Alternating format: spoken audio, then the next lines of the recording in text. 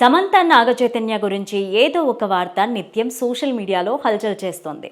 వాళ్ళ విడాకులకు సంబంధించి ఎవరి కారణాలు వాళ్ళు చెప్పుకొచ్చారు. విడాకుల గురించి ఎన్నో ప్రచారాలు జరిగినప్పటికీ వారు మాత్రం ఎప్పుడూ ఒకరిపైన ఒకరు కామెంట్స్ చేసుకోలేదు. పరస్పర గౌరవానికి భంగం కలగకుండా మాట్లాడుతూ వచ్చారు. తాజాగా సమంత చేసిన కామెంట్స్ హాట్ టాపిక్గా మారాయి. సిటాడెల్ హనీ బన్నీ ప్రమోషన్స్లో భాగంగా వరుణ్ ధావన్తో కలిసి సమంత చిట్ చాట్లో పాల్గొంది. ఇందులో నీ జీవితంలో చేసిన అతి పెద్ద అనవసరమైన ఖర్చు ఏంటని సమంతను వరుణ్ ధావన్ అడిగారు. సమంత ఆలోచించకుండా వెంటనే తన ఎక్స్కి ఇచ్చిన ఖరీదైన బహుమతులు అని ఆన్సర్ చెప్పింది.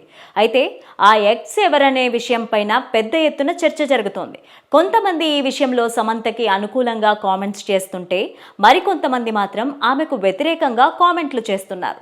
నాగ చైతన్య శోభిత పెళ్లి చేసుకోబోతున్న నేపథ్యంలో సమంత కామెంట్స్ చేయడం పట్ల అక్కినేని అభిమానులు ఆగ్రహం వ్యక్తం చేస్తున్నారు. అయితే బహుమతులు సమంత మాత్రమే ఇవ్వలేదని, నాగ చైతన్య కూడా ఎన్నో ఖరీదైన గిఫ్ట్లు ఇచ్చారని అక్కినేని అభిమానులు అంటున్నారు.